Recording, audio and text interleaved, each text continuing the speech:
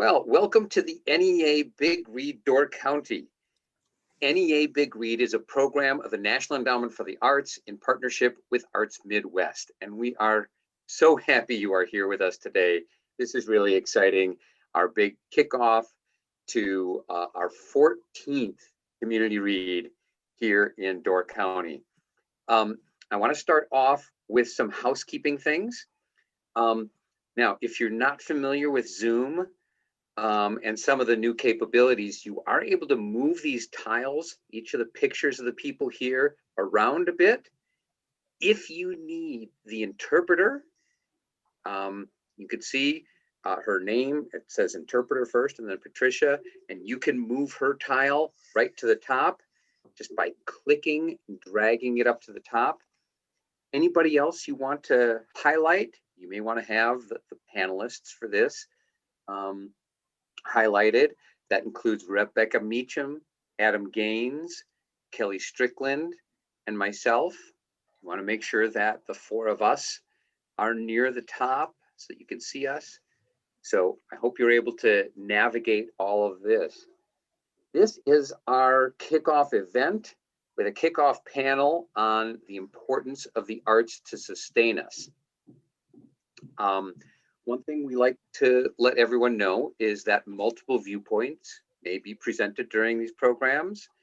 The program may touch on varying points of view. We thank you for being open to hearing each other's opinions and participating in intellectual freedom in a respectful manner. Please make sure that you are muted at all times. The mute button is in the lower left-hand corner, and you can just click on that. You should have a red microphone with a line through it to indicate that you are muted. If we find that you are unmuted and it's creating too much background noise, we may override your microphone there and mute you. Please use the chat feature, also at the bottom, closer to the middle probably, or if you don't see the chat icon, there may be 3 dots you can click for more options. So you can use that chat feature to ask questions. We can't promise that all questions will be answered, but we really do thank you for all of your participation. Now, this event also includes closed captioning and live transcription. Click the CC or closed caption symbol in the bottom toolbar, and then click Show Subtitle. You will not be able to have chat and closed captioning enabled at the same time. Zoom toggles back and forth between these two functions. We are very happy to have Patricia here providing the ASL interpretation. We thank her for that. And this event is being recorded, and it will be available for viewing on the doorcountyreads.org. I'll say that again, doorcountyreads.org, and on the library's YouTube channel. If you are tweeting about us, remember the hashtag NEA Big Read.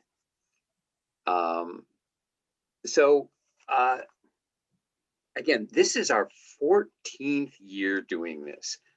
All of us in this community reading the same book during the same period of time. And these reads give us the opportunity to dig into these books as a community, to explore them from all sorts of different perspectives. We partner with so many different arts and other organizations to illuminate these books from different perspectives. And we have the time to dig into the nooks and crannies of the books and really kind of nerd out on little things that we like about them.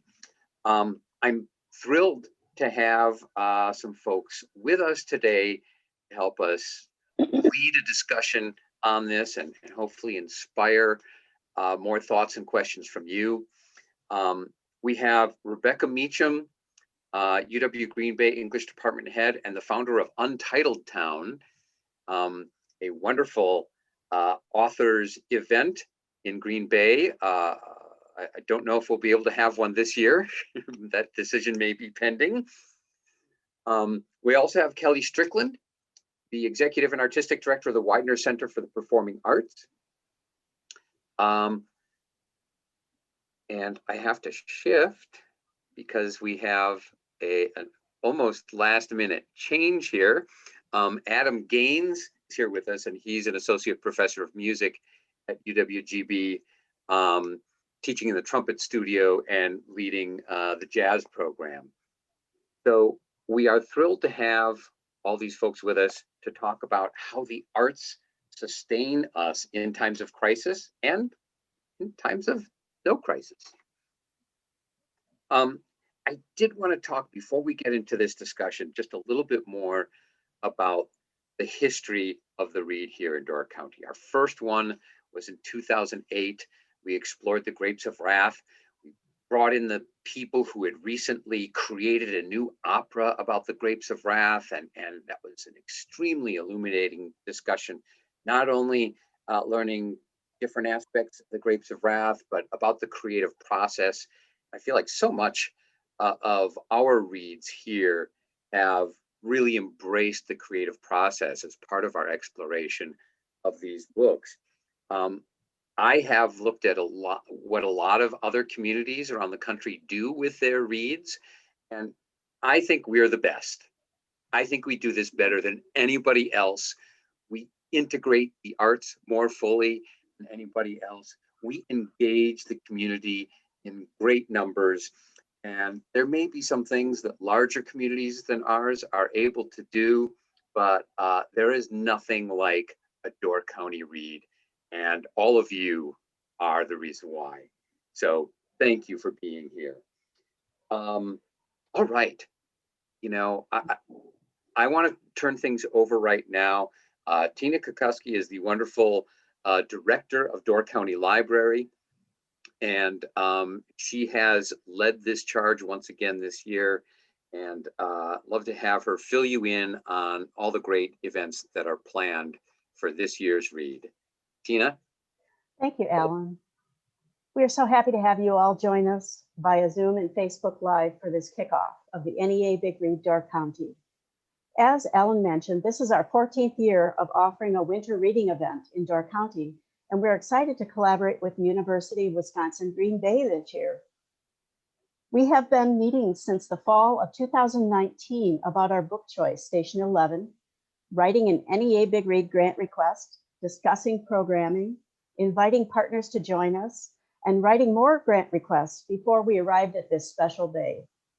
I invite you to visit doorcountyreads.org to view a booklet which lists events planned over the next 2 weeks, and has one page devoted to saying thank you to all who are supporting this endeavor as participants, presenters, panelists, performers, and book discussion leaders.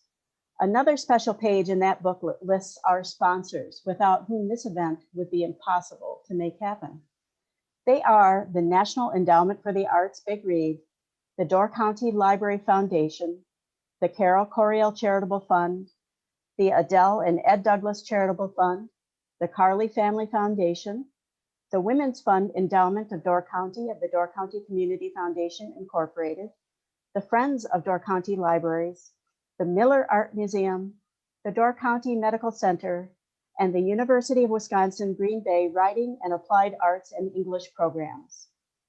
So I invite you to get ready for 9 book discussions, 2 museums of civilization, 3 play readings, 3 panel discussions, 3 presentation discussions, 1 writing workshop, 1 bring your own brunch quiz, 1 author keynote and school visit, and 1 graphic novel author illustrator school visit.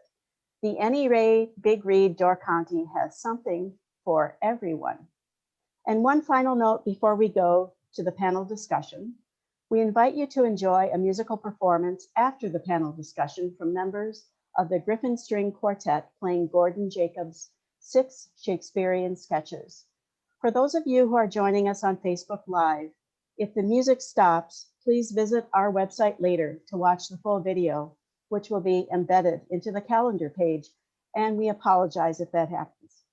Back to you, Alan. Thanks, Tina. And before we kick off this panel, I do want to point out something that I've gotten a lot of questions about.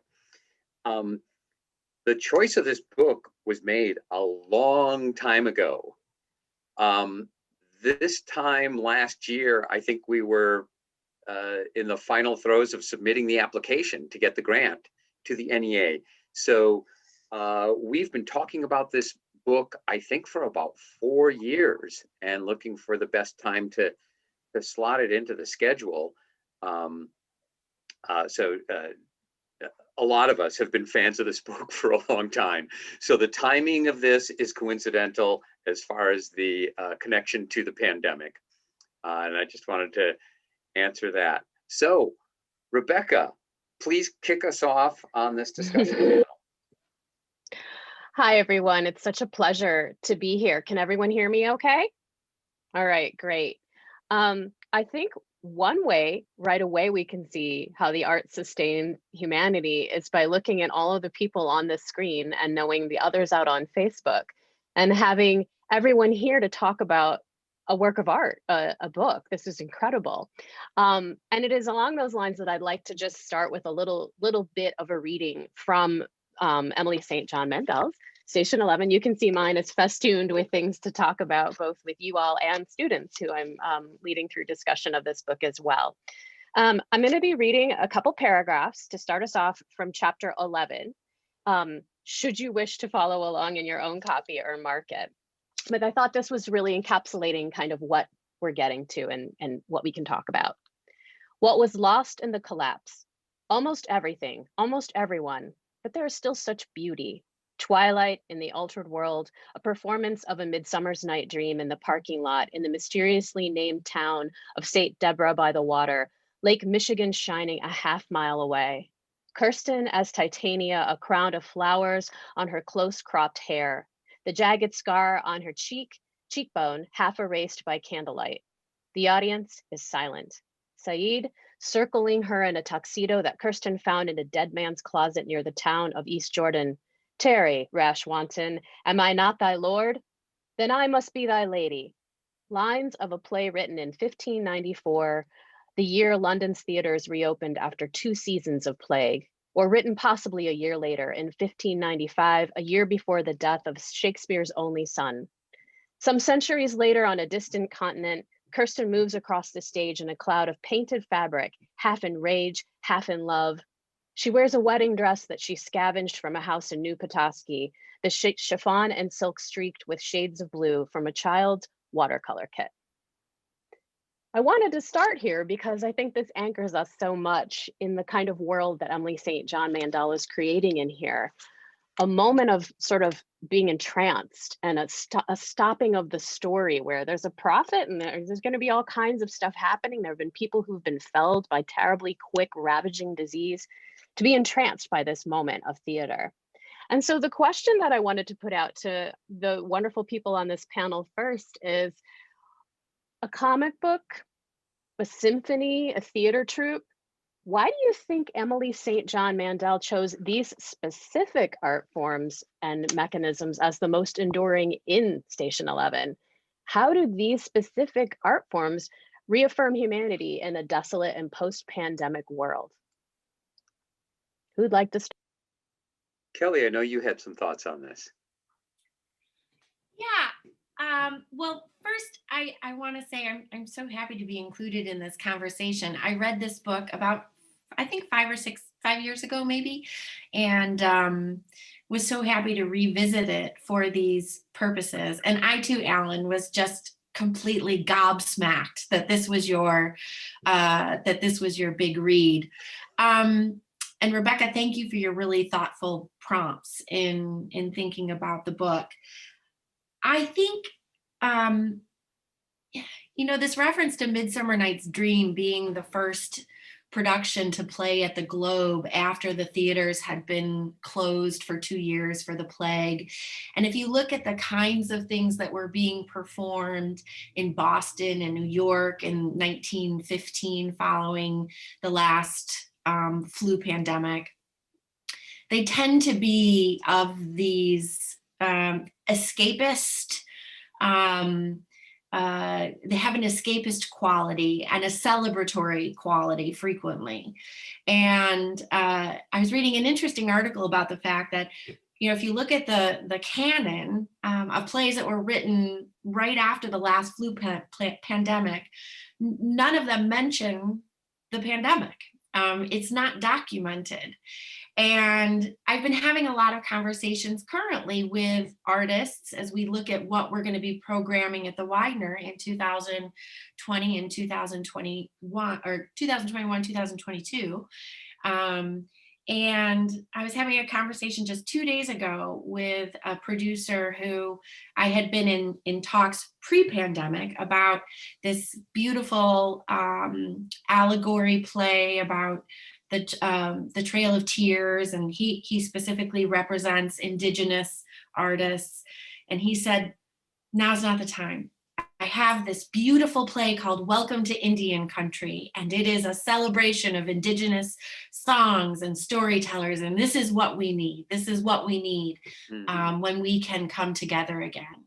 So I think that, why the author chooses these forms, and I can speak a little to symphony, more to theater, and maybe this is true of comic book as well, but they all have a transporting quality in what you can produce, right? We can mimic things to great detail about our real lives, but we can also transport audiences to a completely different reality.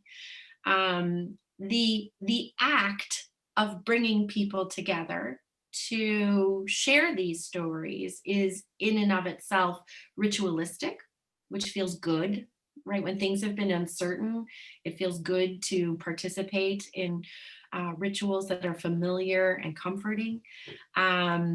This sense, especially after a pandemic, I know we're all experiencing this, of togetherness. What I miss more than anything is hugging people. And so I think of maybe less so comics, but theater and symphony certainly, they have that collective, they are collaborative.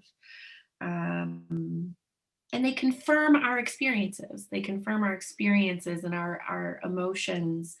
And then the last thing I'll say on this topic is I think that these forms showcase human marvels, right? We get to talent, watching human talent, a gift that can be given so freely. And there's sometimes, yes, there's training and skill and technique, but there's also just talent. And that is really, I think, exalting and celebratory as well.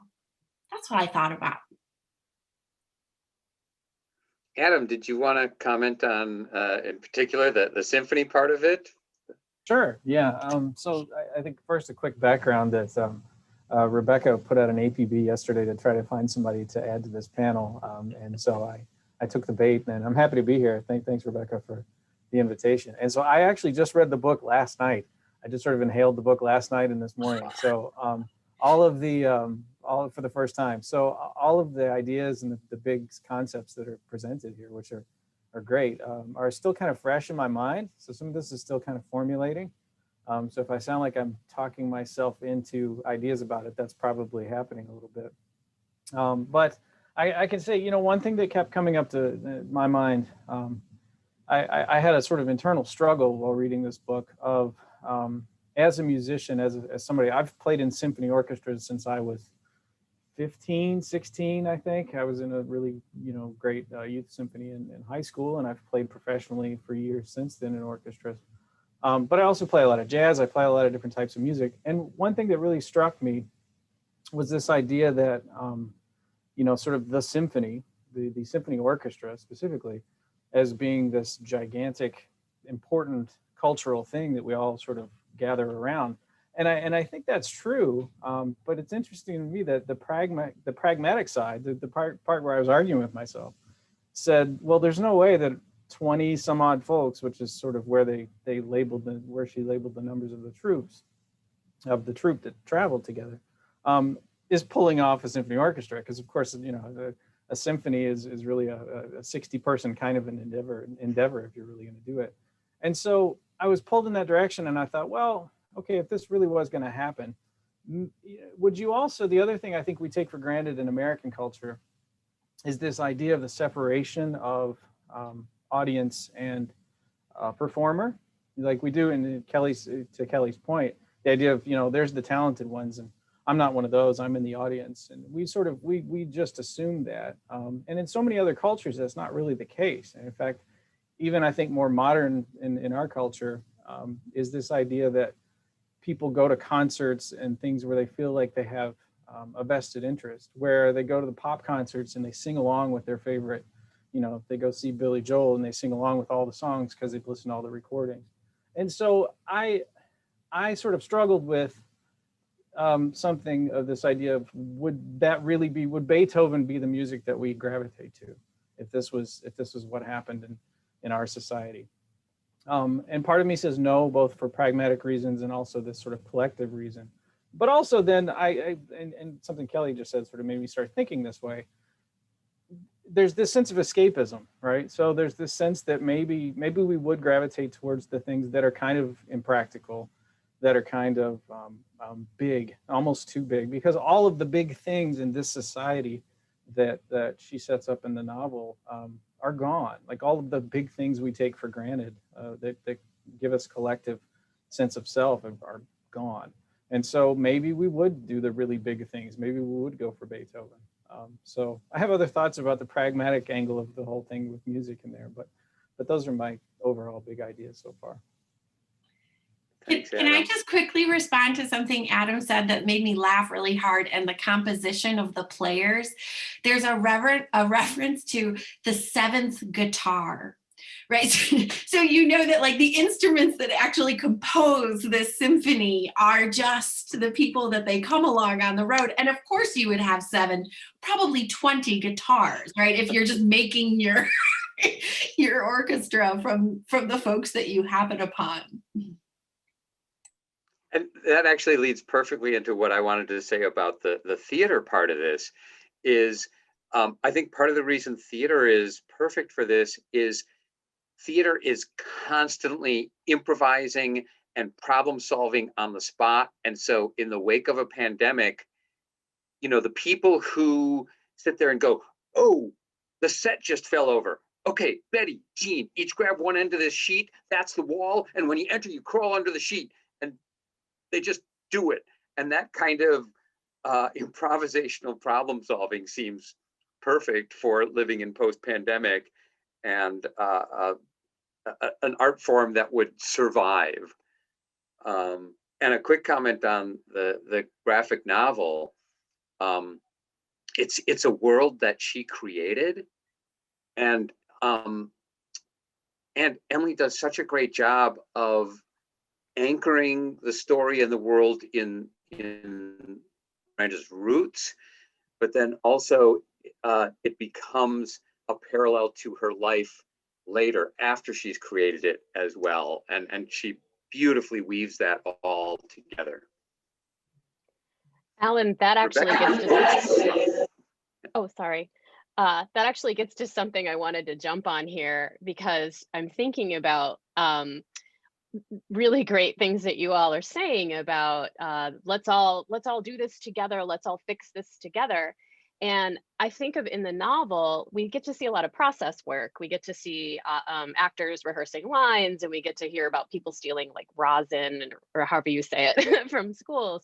But I think about then Miranda as the comic book artist, and she is first of all in the text itself, in the book itself, everything that involves her, just even her own chapters, are isolated from everybody else in the story. Like she shows up here and there every once in a while to interact, have a scene with Arthur or at his, that, but she's very isolated as a writer and an artist, a visual artist.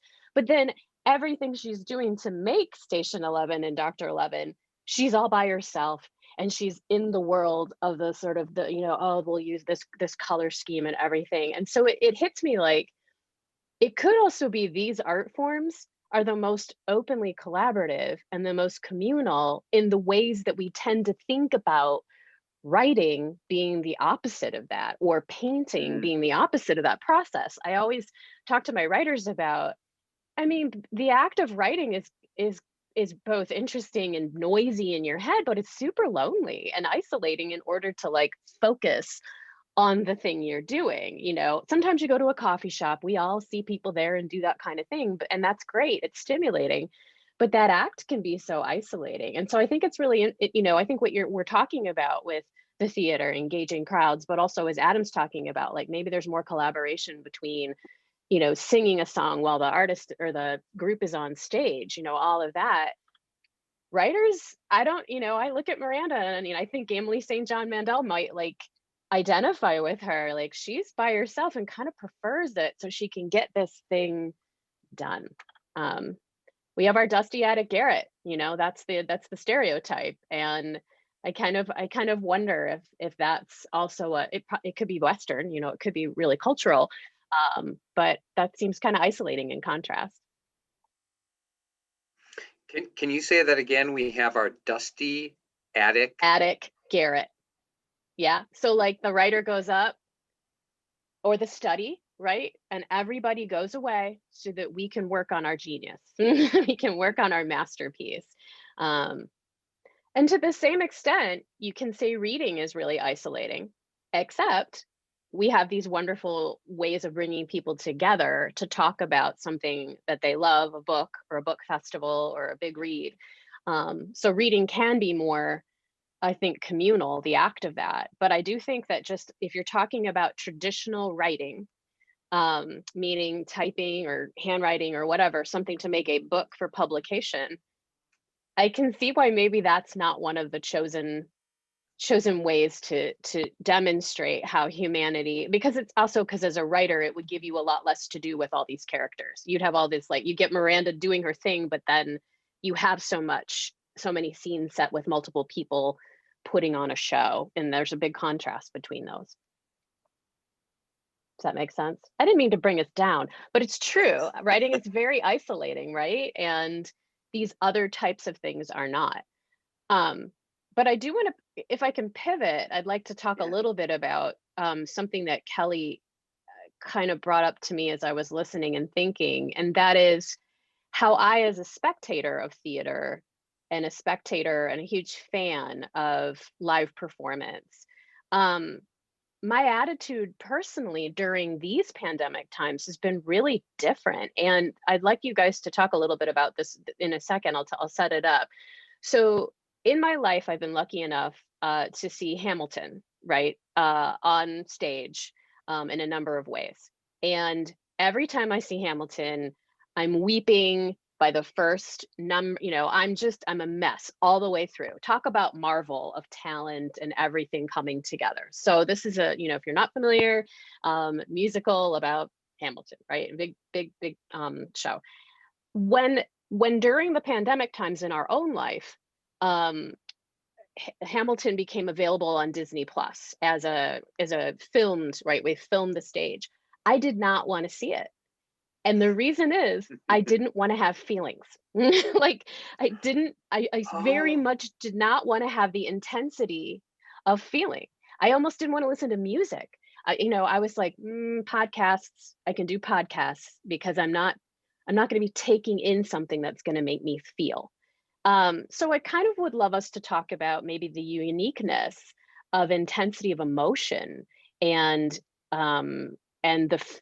our feelings that go with live performance, live music, or even recorded. Like, how is that different or maybe more significant? And for me during pandemic times, I'm like, nope, not ready for feelings. I gotta wait. I'm not ready for that right now.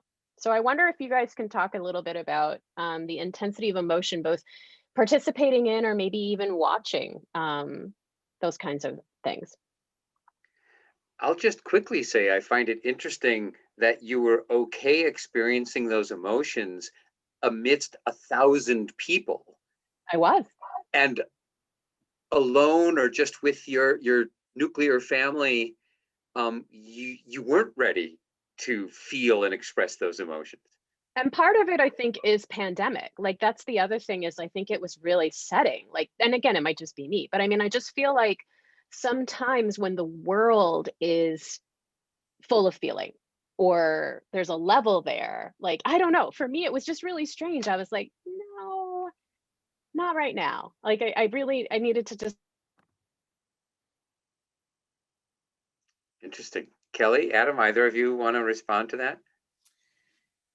Yeah, I think that what you're talking about, Rebecca, is the experience of catharsis, right? That is what an audience experiencing a deep emotional or having a deep emotional reaction to it. And there's more criteria that Aristotle laid out for us in 5 BC that we still hold truck with. So that's what we use. And to some extent, I hear what you're saying about what we feel we want and need from our art right now, whether that is storytelling in sort of a very drilled down, distilled version, all the way up to, what you're willing to plunk down money for and kind of buy into. And I think there's a lot of guessing going on right now about what audiences will be keen to engage with when we're allowed to gather again. I think that, when I look at the repertoire that is being produced digitally and is really getting traction, it does.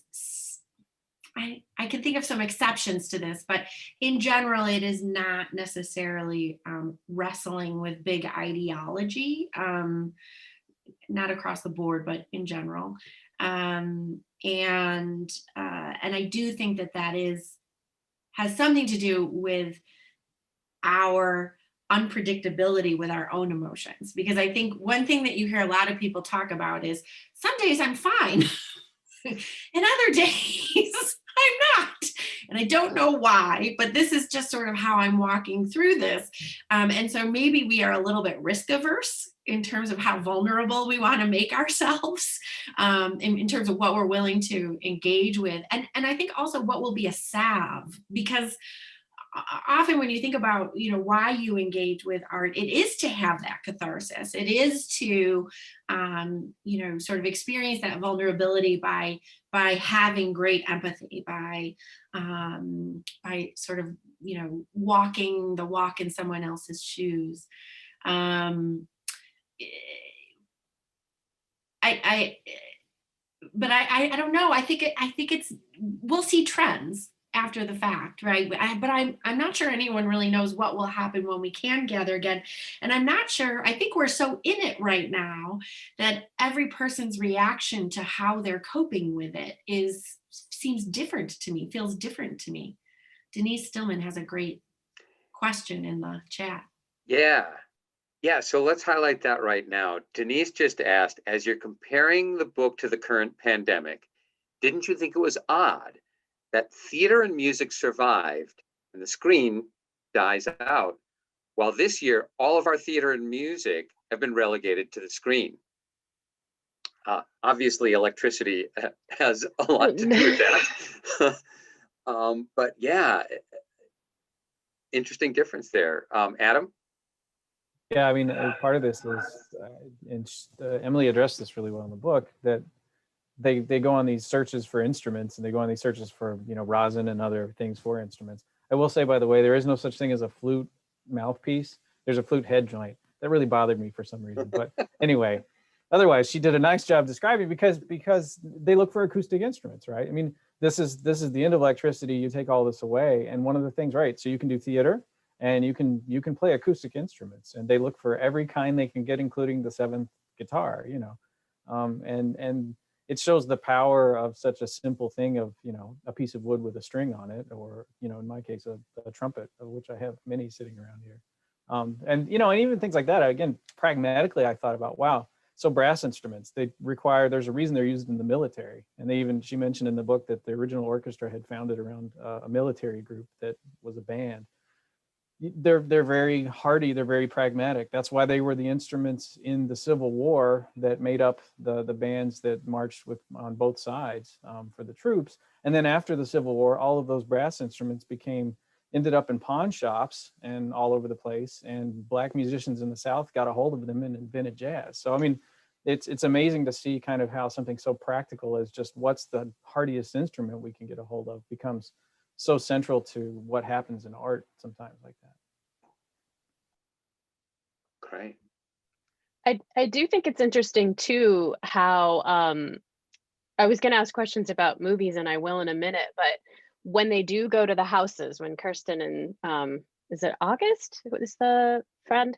They go to houses, you know, she of course is trying to put together her life story, and there's so much of that, but that there's all of these artifacts around movies and around movie stars and the lore of celebrities, which I could just turn the camera in my room over a little bit and you'd see like Us magazine. Like I buy into this too. Like I'm trashy and love all that. And I'm really interested in that too. And I think it's really interesting how you don't have electricity, but you still have your like myths and legends, like and you know, like what's told after. And maybe for Kirsten it's important because she's trying to put together the story of her life, so she's looking for Arthur Leander, but like August is looking for like anything with Star Trek, right? Just these stories that came through screens at one point that are kind of now kind of turned into an oral history or a lore or something that they're collecting to kind of keep that alive. So it's interesting that you can't do the screens anymore, but the industry and all of the people and all of the supposed stories of their lives are still propelling people's sources of identity, or they're still being told, they're still being talked about 20 years later or after everything broke down. And I know, Alan, you had something that you were thinking about with Jivan, or, you know, the character of the trashy paparazzi or paparazzo, right? Well, before I transition to that, I just wanted to say I love Denise's question, and it makes me think about the fact that because this pandemic was so much worse in the book, and that we don't have electricity, technology is relegated to the Museum of Civilization. And so that's where all of that technology has gone. And so we've gone back more to our roots in how we're presenting music and theater. We don't have any electric guitars, and those poor drummers aren't carrying huge sets all over the countryside. And we're back to theater instead of movies and TV. But thank you. The note about Jivan, what I thought was interesting is Jivan kind of hates his life as a paparazzo, and nobody respects it. And he's in the midst of considering this change to going into medicine in some way. And he ultimately does find his own personal redemption as being kind of a medic in the post-apocalyptic world. But at the same time, you've got Kirsten, and I say Kirsten instead of Kirsten because I actually know the person who did the audiobook, and her name is Kirsten. So I associate it that way, but she finds such connection and comfort in coming across these celebrity magazines and pictures, and maybe they are trashy stories, and maybe they were invasively taken pictures, but she finds this comfort, especially at the age she was and when the pandemic hit. She's got these fuzzy memories, and so this is a link back for her, back to Arthur Leander and to other elements of that world that she just hazily remembers. And it brought up the question for me of what in our lives do we disdain and dismiss that under certain other circumstances we might embrace and find the value in.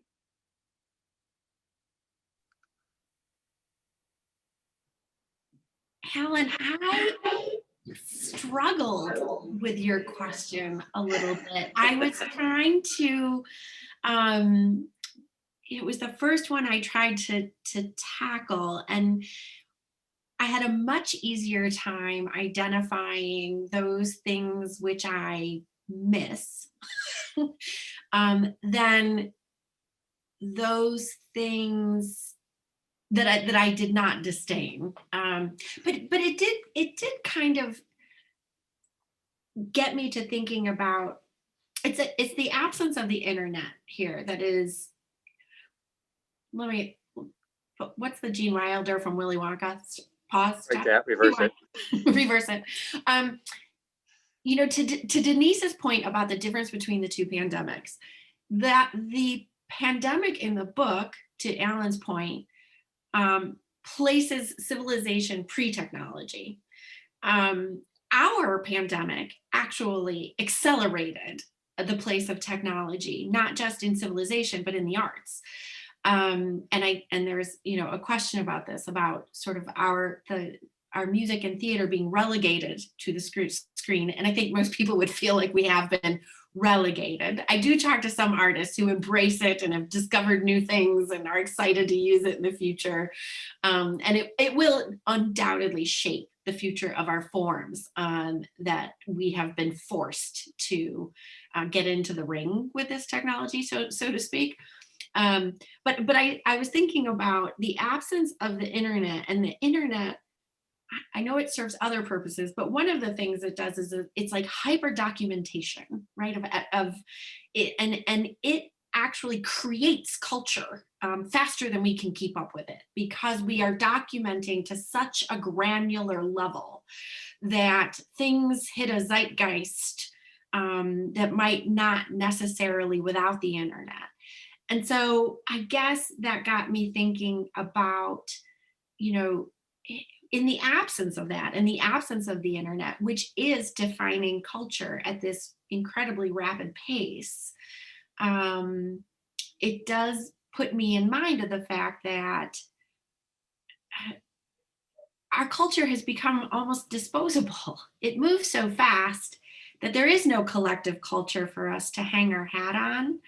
And so there seems a natural inclination to sort of go back to culture that occupied a huge place at the center of civilization, because the culture now is so fractured and so niche and so fast that I'm not sure there aren't that many things that we could really all kind of get on board with. Do you know what I mean? And I know that wasn't your question, Alan, but that is where it sent me. I would like to follow that for a sec, because I have spent a good, wonderful amount of time with teens in my house during this pandemic. And I really mean it. I'm not being ironic. My kids are great. They're 12 and 14. But talking about what you would disdain, but also what doesn't, I don't think endures, like what you're talking about, Kelli, with this hyper internet stuff. They are constantly, like, the meme traffic going back and forth between the two of them. I mean, I know that every generation has no idea what its children are talking about at any given point. Like, I get that. I'm ready to be, what's going on with your crazy music? Like, I'm ready to be that parent. I understand. But I am telling you, within the course of a day, this YouTuber did this thing, and it's on Discord, and it's on this. And I know I can't even say it out loud without feeling like I need to get in my motor car and and like I really feel kind of, old and like out of cool, not cool. And I teach college students too, and they know enough to kind of like keep that from me a little bit. But it's really wild how rapid, how quick this person is in a news cycle that's all the way through, and then they're played out the next day. They're either canceled or, and that's happening with art, it's happening with TikTok, it's happening with all these sources. So I can see where, even as a writer putting together a book that's post-pandemic and trying to create scenes and have a narrative arc, having something that feels, for lack of a better word, kind of like shelf stable, like a play that's been around for a very long time, or something that's also like got touchstones that everyone that's reading it can maybe understand because they took Shakespeare in high school or whatever. I just feel like that is really the way that I can see art enduring. And so much of the internet feels like it's just really fast, and you wouldn't be able to keep up with it. I want to say one more thing on this too, and then I promise I'll give over. But I think, like for me during this pandemic, one of the things that's made me feel connected and part of humanity is, oddly enough, that internet, which is Twitter. So I follow a lot of epidemiologists and I follow a lot of writers, and I feel really, really connected. And so I think, although I disdain the news, to some degree, and I disdain Twitter, but I actually quite love it. If I were stuck in the world of Station 11, just simply not knowing things and not having news and not knowing what's going on in the world would be sort of terrifying. Like, it would be extremely difficult to know, you're really cut off from information in all of these ways now it's so quickly exchanged for good or bad. So I think that's my my keep or kick answer right there. Adam? I just have a quick thought about, the sort of the wash of information that comes over us all the time. I have a recital coming up in April that's actually going to be on the Weidner Center. A little plug, I guess, but on the Weidner Center YouTube page. And it's all just me and technology. So I'm putting together all of this stuff that's just me playing the trumpet or making other sounds, as we'll see, but and technology. So I have my keyboards here, I have my microphone over here. You can't see all this stuff, but I'm surrounded by a bunch of stuff. And that's actually been weirdly comforting in all of this. I mean, thank God for the technology, because even my instrument, the trumpet, is kind of dangerous because of, it uses aspiration to play. I mean, so it's just really affected my mental attitude about this. And some of my self-care has been to actually get away from all of the news and all of that information. And I tend to be a big news junkie, and I'm paying attention to the epidemiologists and everything too. And really, since, let's say, the end of the, since maybe the inauguration or so at least, and that wasn't that long ago, but I'm really trying to cut back, because I realize as an artist, I just can't function in that right now. And I need to be an artist right now, because this thing is coming up in April and I have to do the work, and I want to do the work. I mean, as an artist, this is how I grow. This is how I continue my humanity and all of this stuff. And so weirdly enough, the internet now is kind of getting in the way. Like, I need my local technology. I need my stuff to do what I'm doing, but I need to turn off Facebook. I need to turn off Twitter. I need to get the hell away from it a little bit. So it's been interesting to watch that kind of play out. And I'm excited to get away from it in some way. So it's not a comfort anymore. It's a distraction. That's changed for me. To build on that, we're what, 10, almost 11 months into serious changes in our routines. And you hear people talking about how they've embraced some of those changes. People are saying, you know what, I didn't really realize before that, but I'm really an introvert, and I kind of like some of this alone time, and I've been doing this and I've been doing that. But as I think Kelli mentioned earlier, we are going to come out of this very changed. A lot of our routines are going to be permanently changed by what we've gone through here. And maybe this prompt I gave might have been better focused just on how our values have changed with regard to certain things that we used to think were important to us, certain things that we used to think were not important to us. We've seen all of this through a different lens and changed a lot of those things. I think the character Kirsten gets exactly to that in the book. I mean, that's why she's the central protagonist, right? So her whole thing is that she really doesn't remember. There's a whole year that's gone, and in some ways it gets her to reset who she is as a person. She was a child actor. She was going to be it looked like she was headed towards being a star, and that all fell apart in this. And so the pandemic literally changed who she was as a person, which is to that point. Yeah. It changed the trajectory, but one thing it didn't change, and this is something about the book that I find really comforting, is the compulsion for creative expression. And I think that in thinking about pre-pandemic, post-pandemic, during the pandemic. One thing that has been a great, I talked about salves earlier. One thing that has been a great salve is the capacity and the need for the community of artists of which I belong to create, and finding new ways to do that. And this makes me think about how this troupe emerges, right? It emerges because there is a compulsion for creative expression.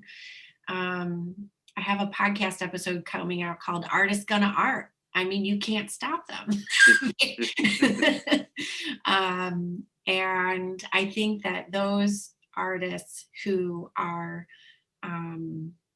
doing better during this pandemic, especially in the performing arts, given the tremendous economic impact that this pandemic has had on performing artists and its industry, those who are doing better are the ones who have tapped into the compulsion and not allowed the anxiety to paralyze their expression. And that's another part of this book that I think, if you didn't have the fear of all the violence and danger on the periphery of their route, I'm the opposite of Rebecca. I'm like, oh, that'd be great. No internet, just sort of bounce along the road and roll into town and put on a show. If I didn't have to know how to throw knives from 20 feet, I'd be happy as a lark. See, that's the thing. If I didn't either, I'd probably be super happy too. I could invent my own YouTube or whatever I thought I needed, right? But I mean, it's the fact that there is such threat, like, and that's the part where I'm like, that's really difficult. And I will say too, as you're speaking about creating during this time, I'm writing a novel that's set against the backdrop of the 1871 Kopischke fire.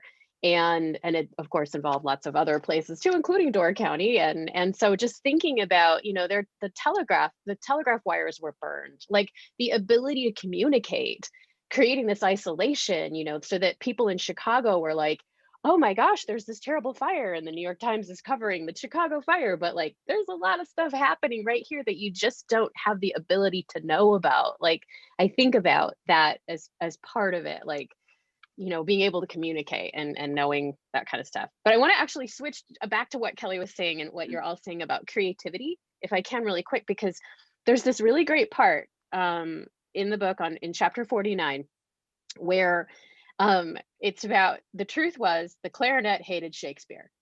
She'd been a double major in college, theater and music, a sophomore the year the world changed, lit up by an obsession with 21st century experimental German theater. 20 years after the collapse, she loved the music of the symphony, loved being a part of it, but found the symphony's insistence on performing Shakespeare insufferable. She tried to keep this opinion to herself and occasionally succeeded. And so what she does from that is she's like, someone's like, well, write your own thing.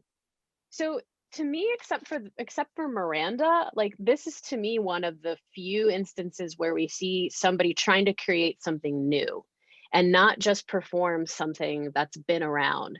And I wonder how you think that act of creativity is how you think the people in this book kind of value that. I mean, it's this lone thing, and she writes this one line that's like that later people think, is it a suicide note? Where is she? They don't even know what to do with it.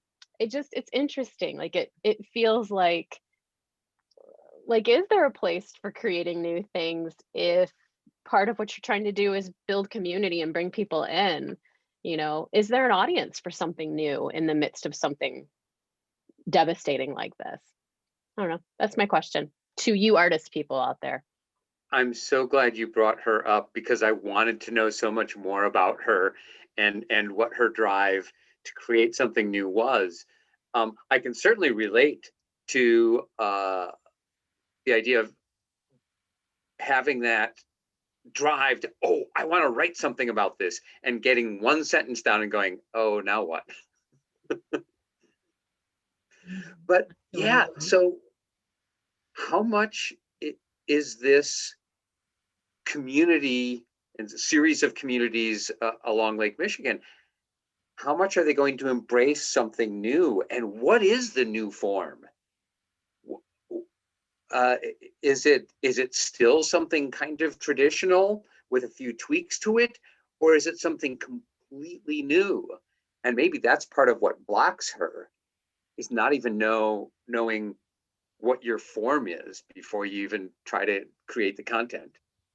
Well, that is one thing that is very interesting about theater as an art form, and you see this throughout history.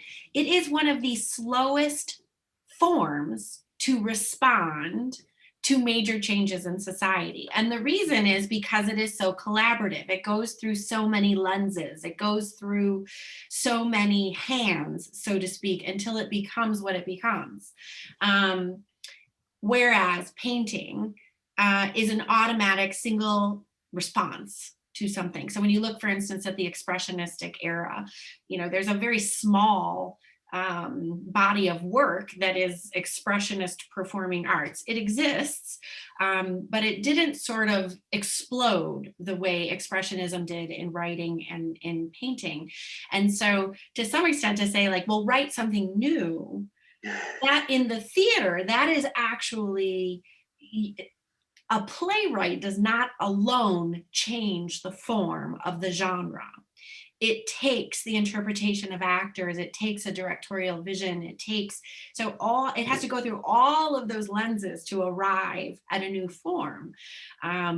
So it is interesting to think about what that new would be for that specific form. Adam, any thoughts?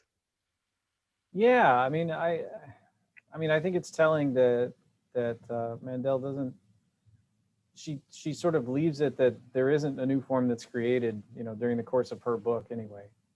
That the one sentence gets written and then that's it, and it sort of stops there. I mean, the hopeful part of the ending is that they find there's a town nearby that has electric lights again, right? So there's a hopefulness, and there's this idea that maybe new things could arise out of this, which interestingly come out of old, technology at this point, and come back. But I do think, it's something that came up in my mind earlier too, was talking about like the pandemic of 1918, the Spanish flu, and that, what comes after that? It's the jazz age of the 1920s, right? It's an explosion of different forms and different ideas and really high energy party music, basically. I mean, everybody wants to have a good time, and the theater from that time, and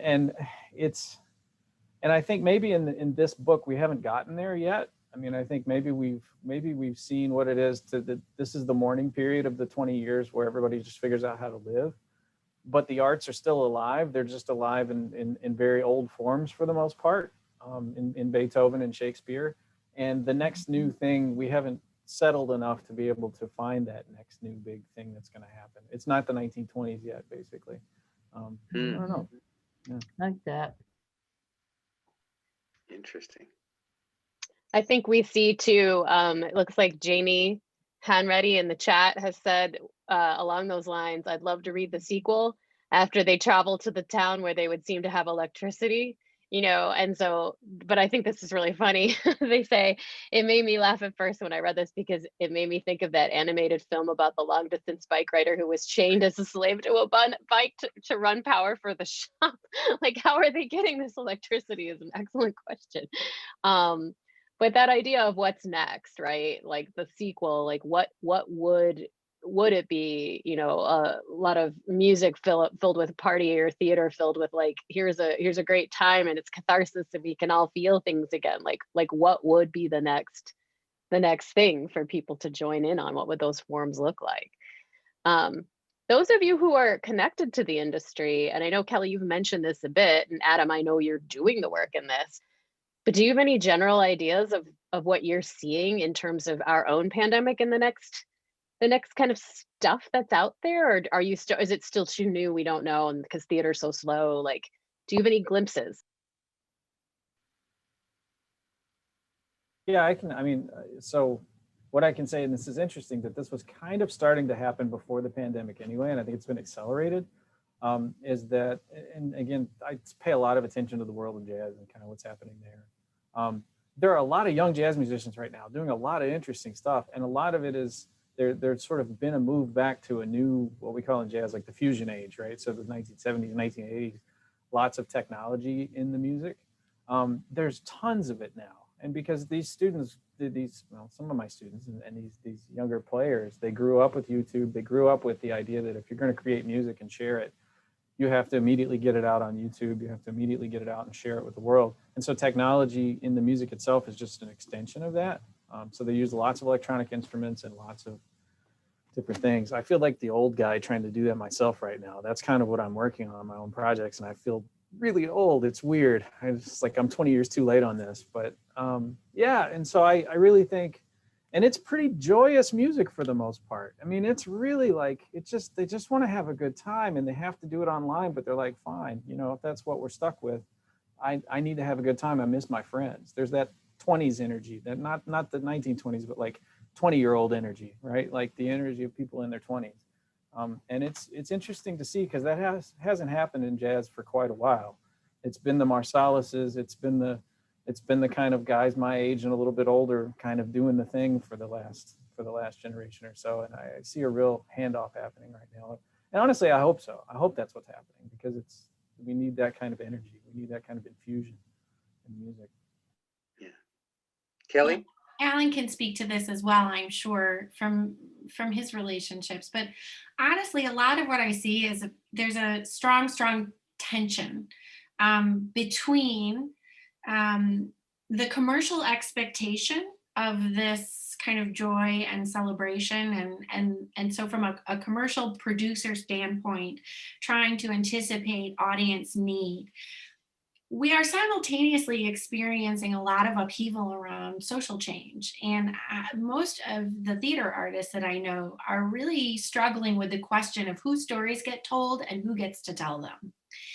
And this, you know, this kind of goes back to Adam's point earlier about like, would it be Beethoven that we go back to? And I don't mean to diminish Shakespeare by any means, but I think this does raise a huge question about how our cultural identity is so white Western European, and that is not actually what our country looks like anymore. So that's going to be interesting as time goes on. But so I think it's going to be,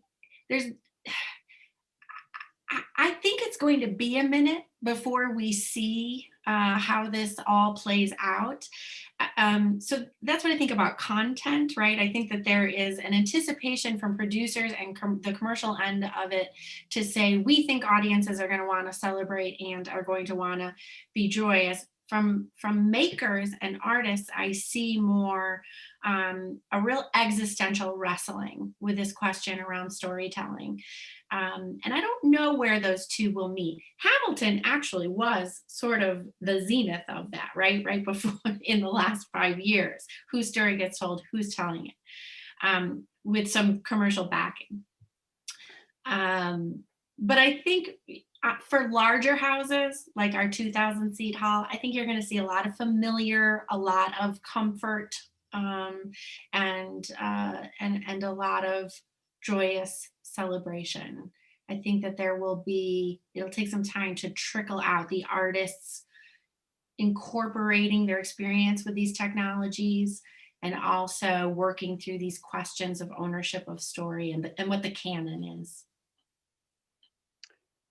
I think you both made some great points, and I have just this whole jumble of different thoughts running through my head about this. I'll try to organize them, but one of the things that forcing us into using technology more to create art has done is there was already a lot of experimental theater doing multimedia things, incorporating technology, incorporating interactive technology. And I feel like what we've been going through is going to accelerate that because you have a lot more people gaining facility with the technology and experimenting with different ways of communicating their art. We have empowered content creators. Now you can just be a TikTok artist and put up short clips. Actually, I don't know how many of people in our audience might be aware of this, but somebody wrote a silly little song about Ratatouille, the Disney cartoon movie, and it became this thing, and everybody started writing little ditties for Ratatouille the musical, and it was a big joke, but artists took this very seriously. Production design, costume design, choreography, and then all of a sudden somebody got permission from Disney, and some big name professionals curated all of this material and created an actual Ratatouille the musical that they put on as a benefit for the Actors Fund. So we essentially had a crowdsourced Broadway musical put out on Zoom as a benefit. So the empowerment of individual artists, and especially those who have acquired the technical capabilities to put something out there, is, I think, going to be very democratizing and is going to encourage experimentation. But I really take Kelli's point as a presenter about the initial desire of our audiences, I think, is going to be to celebrate. And that is, especially for bigger houses, going to lead us to some fairly traditional, conservative, let's be happy, as Adam said, you know, kind of that 20s era, let's just celebrate kind of material. Hello, Dolly, right? Put on your Sunday best, right? Or Sunday clothes. Yeah. And because I mean, I was thinking about, this is not where I'm going to go with this, but I was thinking about WALL-E, if anyone's seen the movie WALL-E. And it's like this little robot guy with big, cute robot eyes. And it's a apocalyptic Earth, and WALL-E keeps stumbling upon clips of Hello Dolly's musical number, Put on Your Sunday Clothes. When you, I don't know the whole, I was in it and I don't remember any of these things, but that familiar, that comfort, like those kinds of mashed potato type musicals that feel like really good for us as well. Rebecca, yeah, before we move on, can I just make one more point about this? Because I think sure. The desire for feel-good content is going to come back with a little different angle on it, because Kelli also referenced the desire for a diversity of voices, and I don't think we're going to see so many all-white Hello Dollies. We're going to see the Eartha Kitt Hello Dolly coming to us, and I really do believe that that's going to be a very strong component of what we see in the future, is much greater diversity and representation. I think too, what this conversation's making me think about was two musicals I've seen. So I'm just coming at this as a spectator here and not with any expertise. But I was able to see, I think it's called Come From Away, which is a musical that sort of reminds me, it's a sort of equivalent in my mind of, in some ways, of this kind of story where you have the one airport that's very north, I don't know, near Alaska or Canadian or something, where all of these planes were diverted on 9/11. And so it's this musical where a cast plays multiple roles, like you have a finite group of actors playing different roles, of pilots and passengers. And so when you got tickets to this, I was like, how in the world is this going to do anything? Like, it sounds awful. It sounds like that should not work as a musical. Are you kidding me? Like, everyone's stuck and it's 9/11 and come on. And I was just astonished at how, first of all, it was so moving to me and so great, but also very much this like communal, like everybody has to talk to each other and there's all these little actions and what are we going to do, and we're the residents of the town trying to adjust to this, and we're, you know, how are people's stories being told. I was also struck about the diversity of first person stories kind of represented in that musical, like this person gets a voice and this person gets a voice. And then it pinged me over to the first time I ever saw Rent, which was at the Weidner Center as a very old person, and the kinds of experiences you're seeing in the wake of the AIDS epidemic, and and how people are reacting and how caretaking's there. But you have this huge group of people that are all dealing in a post, like after a disaster, how do we care, or during a disaster, how do we care for one another? So I kind of wonder if we'll see works like that will sort of focus on these experiences of people that you wouldn't expect to be in the middle of discussion, marginalized voices, and about communities, maybe. I don't know. I think it's worth noting, Rebecca, that Come From Away came 15 years after 9/11. Right, that you can't immediately go out and be like, well, here's how I feel, right? And so that takes a long time. Yeah. Say, Adam put something in the chat that I would love to hear him say out loud. It was really beautifully put. Adam?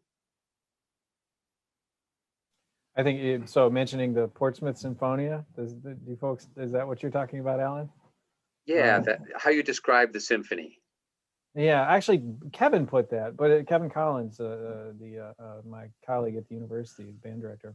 Oh, and yeah, the idea of symphony is coming together.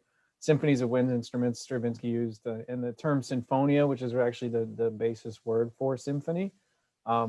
We've taken in the modern context for symphony orchestra to be a pretty defined 60-person kind of a thing that's on a stage. But symphony, yeah, originally sinfonia means coming together. I actually mentioned the Portsmouth Sinfonia, which I'm not going to go into right now, but let me encourage everybody to Google Portsmouth Sinfonia and giggle when you listen to that group, and imagine that that's partially what I had in mind when I was thinking about possibly what the group in the book sounded like. I'm sure they sounded much better than the Portsmouth Sinfonia, but if you know the sort of, it's a whole hippie kind of a thing that started that back in the 60s, and what that's about. It's a fascinating rabbit hole if you feel like going down it. So enjoy that. Great. And then Rebecca Carlton said something that I thought was really lovely as well here. I was thinking about the idea of the symphony as a heartbeat, energy, the vibration that provides a community connection without the need of words. I thought that was really lovely. Thank you for that, Rebecca. That's beautiful. It's it's interesting that the one time in the book where she brought up the idea of singing was actually the prophet, and the prophet's people were singing a hymn together that was creepy. She didn't really describe it more than that. But one of the most collective things we do in all cultures is sing together, and that was discarded in a way of that's kind of the bad guys. The bad guys are the ones who are singing. The good guys are the ones who are playing instruments and doing non-vocal music. There are no lyrics. That probably says something. Yeah. What does it say? Come on. You're brilliant people. Come on, you can come up. I did have, because Rebecca did ask in our prompts about that the author seems to take a moral judgment or moral stance here between dogma and art. And that got me thinking about, dogma.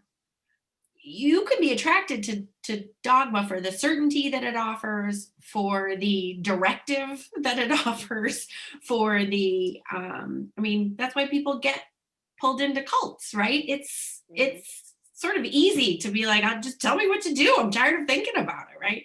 Mm-hmm. But it is interesting that the lyrics, the words themselves would be co-opted by dogma, and that the art forms leave room for interpretation and place an onus on the audience or whoever's engaging with the art. It's open to a multitude of interpretations and views, which is really the opposite of dogma. Right. And so does dogma get singing because it's more prescriptive? See, no, but that's exactly the kind of thing. Like, that's exactly it. Because when I was reading this, I felt like Kirsten and the prophet, same age, both have access to the same like comic book stuff, both have these connections. one goes the direction of dogma. Here are the answers. You don't need to question anymore. I've got it all figured out for you. And here's how it all goes. And these people were bad. They deserve to die. That's the answer. And then, of course, like you're saying, Kelly, like the other side is like, well, what questions does this bring up? And like, why does Shakespeare do this? And like interpretation and ambiguity. And that's what we put in the realm of art. And it does make me wonder, because singing, you can interpret, right? I was in a choir for many years. It was the best collective experience. I felt like a parakeet in my flock. Like it really felt like bodily important and connective. But we weren't like interpreting too much. We were taking direction from someone in my choirs, and this is what altos do, and this is what, you know. So I do kind of wonder about that. And even though people in the company, the theater troupe, are saying lines that are written for them, they have a lot of leeway of what costume they want to wear, or, I mean, and that sounds like nothing, but I mean, or how they want to even be with other people in acting through a scene. Where I kind of wonder about like a choir. I wonder if that does get put over in the, you don't get a lot of creative leeway with this experience. Interesting. And of course, in Shakespeare, there are songs in Shakespeare. So presumably the troupe is doing some singing, but we get no reference to that. Well, I also think in Shakespeare, the language, it's old language too. And so it takes a little bit more time for the audience to parse through the actual language itself. Whereas if the songs in Shakespeare were modern language and used very, plain descriptive sort of things, there would be no parsing. It would just tell you what to do, right? And in fact, again, the idea of a hymn, I mean, a hymn is supposed to be simple language that everybody can understand and everybody can sing it together. And it doesn't have to make you sit there and question the words that are coming out of your mouth very much, because they're sort of by nature dogmatic and simplistic. That's what they're supposed to be. That's the whole purpose of a hymn. Yeah, but think about like a lot of the stuff that I did was like masses, and I don't understand Latin, and I never understood, but I just knew that emotionally there was a connection, right? So there was this access point, and maybe I guess what I'm saying is it was so simple that I didn't even need to understand the language in order to know where the note was supposed to go next, or what sounded terrible if I did it in a particular way, and other people doing it too. I don't know.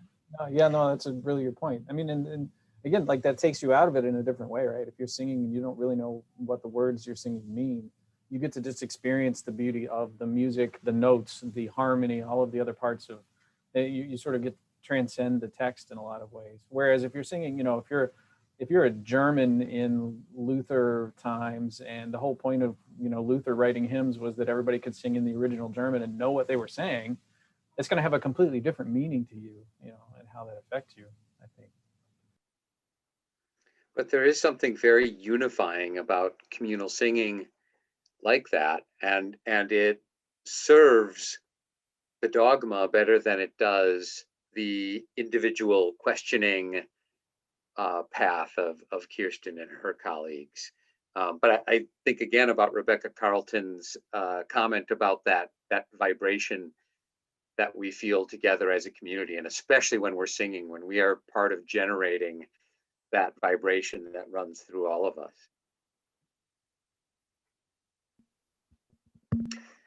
Say, I just want to note for our panelists that we're about 10 minutes away from where we need to break to make sure we get our music in. So Rebecca, I wonder if you want to lead us into some final thoughts. Okay. I was just actually going to ask if, to bring it back to the book, because we've had this incredibly rich and wonderful discussion pulling in our pandemic and our experiences and futures into this text. If there's any part of this book as artists or people who direct programs and theaters and however you're accessing this in the panel, if there's a favorite part or passage or moment that you had that really kind of made you feel like, yeah, this is what it's about, and or that it connected with your heart in some way. I don't know. I'm just wondering if there's something that is in the book itself that really reached you in the capacity of this panel somehow or another.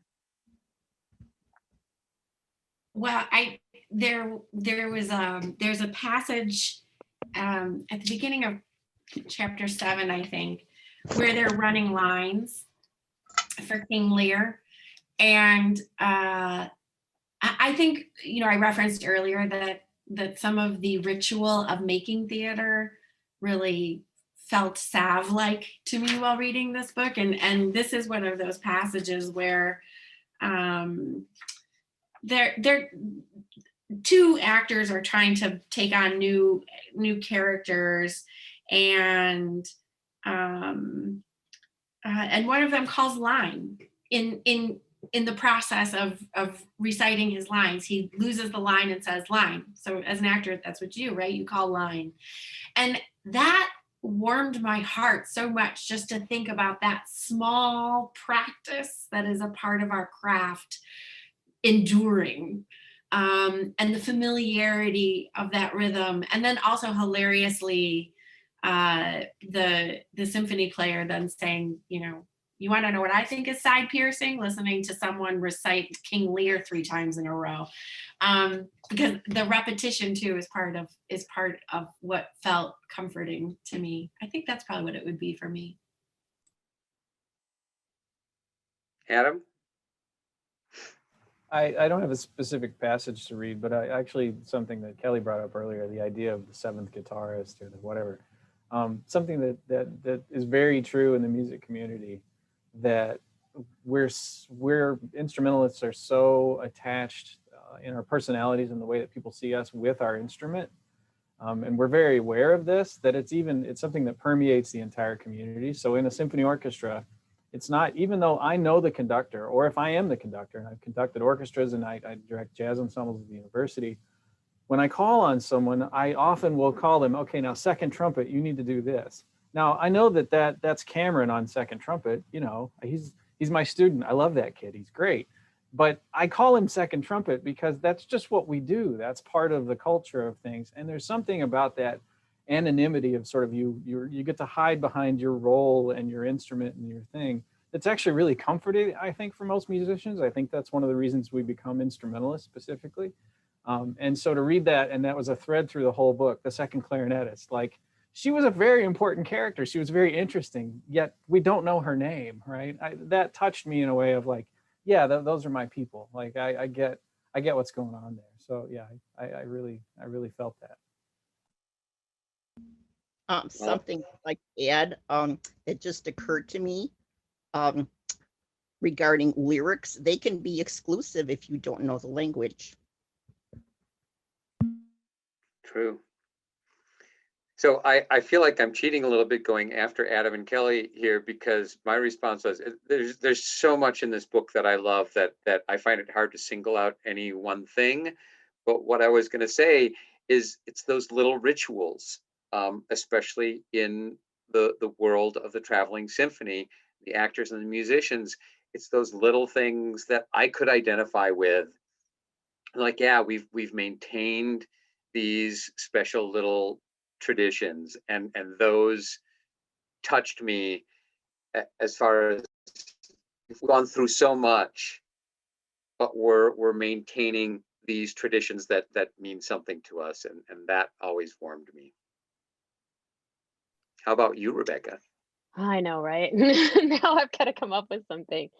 Well, as a writer, I get to say I love every word in this book as a thing that reminds me of something I love, and the pleasure of what I hope to do and what I teach and what I engage in as a livelihood: reading, writing, discussing, reading, writing.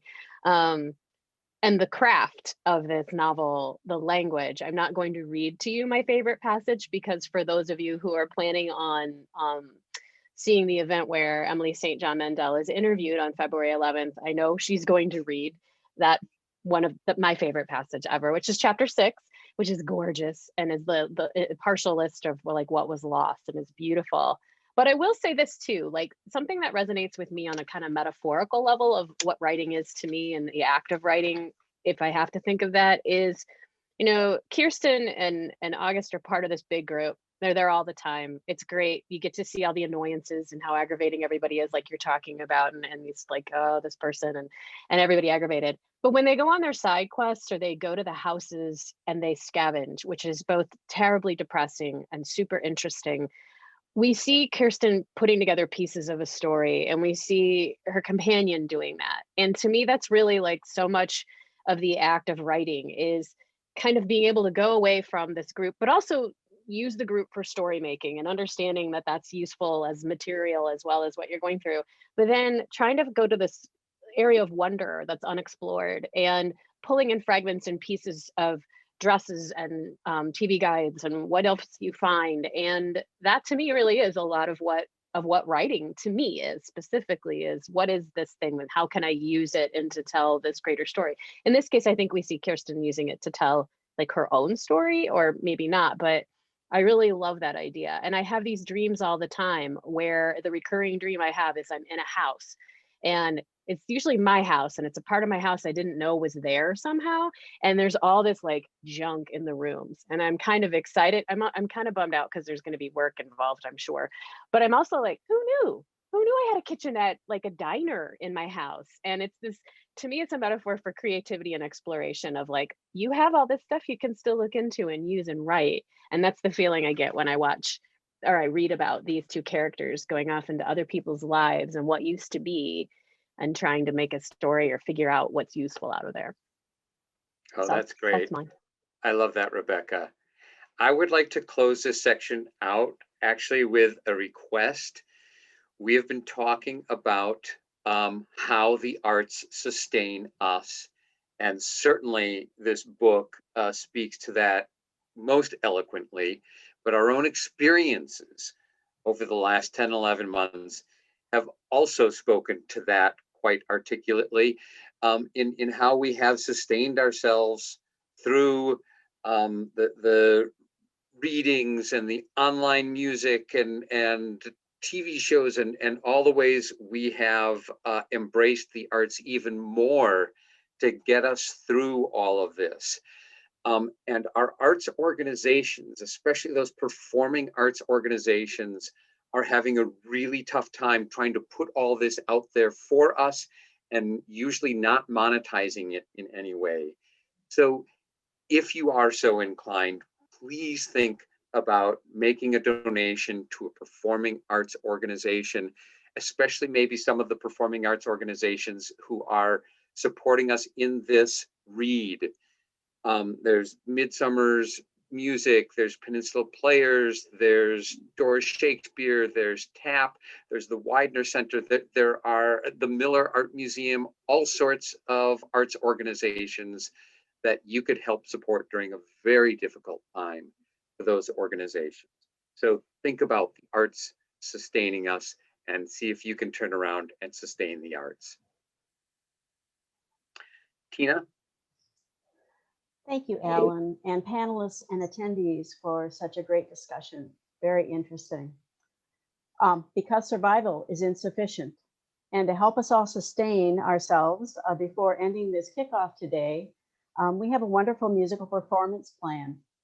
Midsummer's Music of Door County, the Fine Arts Institute of East High in Green Bay, and St. Norbert College in De Pere launched a groundbreaking project in 2018 to enhance student learning and academic achievement through increased exposure to and participation in music with the Griffon String Quartet. The Griffon members currently work with children in Northeast Wisconsin via the Einstein series, a highly interactive program for school-age kids. Students participate in private or group lessons or educational outreach programs, and the quartet visits schools and classrooms to perform and discuss string quartet music, relating it specifically to relevant topics in their studies and in their lives. We have with us today 3 members of the Griffon: Vinny Santana, violin, Blakely Mengi, viola, and Ryan Louis, cello, performing Gordon Jacobs' 6 Shakespearean sketches.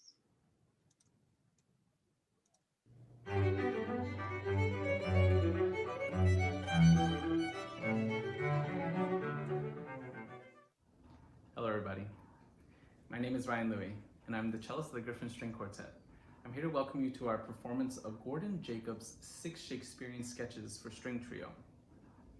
Now, Gordon Jacob was a 20th century English composer, writer, arranger, and teacher.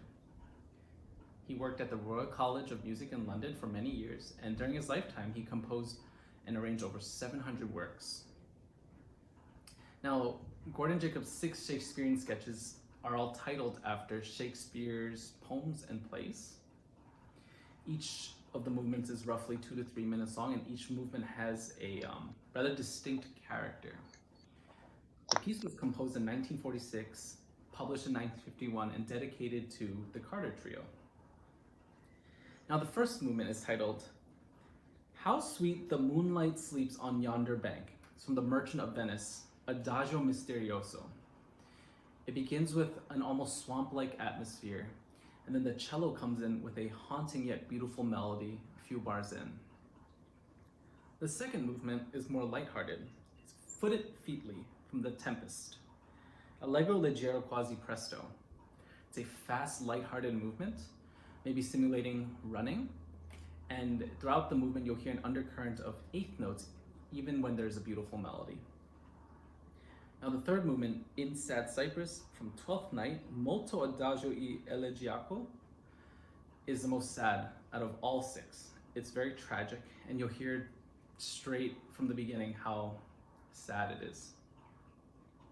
The fourth movement, Grace in All Simplicity, is from The Phoenix and the Turtle. Like its title, Grace in All Simplicity, it's a rather simple minuet movement. The fifth movement, And a Babel of Green Fields, from Henry V, Andante con moto. In my opinion, this is the most beautiful movement out of the 6. Finally, we get to the 6th movement. Here, A Dance of Clowns from A Midsummer's Night's Dream, Molto Allegro e con brio. Now, this is a rambunctious dance-like movement. You'll hear from the beginning clashing chords followed by a crazy viola solo. It was very fun to explore these pieces. First time for all 3 of us to play Gordon Jacob's work. And without further ado, we hope you enjoy Gordon Jacob's 6 Shakespearean sketches for string trio.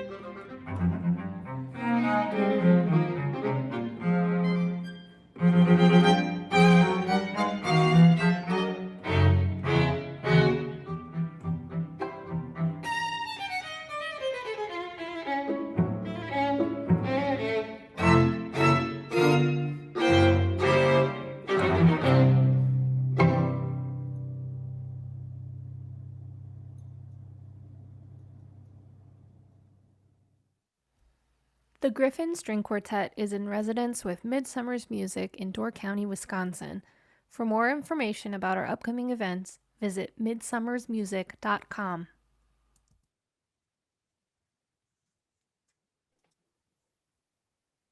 Oh, wasn't that marvelous?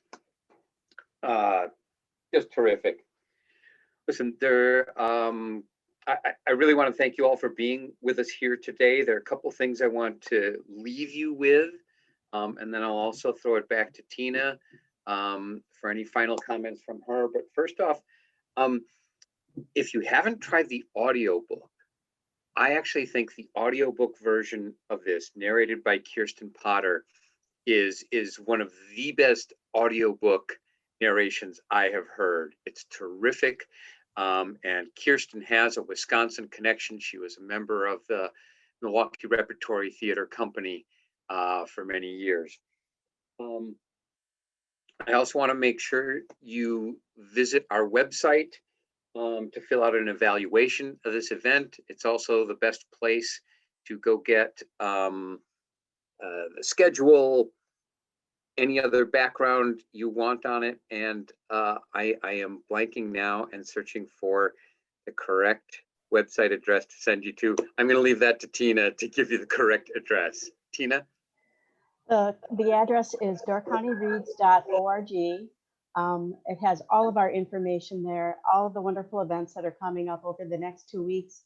And thank you so much for being part of the NEA Big Read Door County. There's a lot more coming up, so I hope you'll join us at multiple events over the next 2 weeks. Thanks again for coming, everyone. Thanks, everybody. Keep enjoying the book and all these events.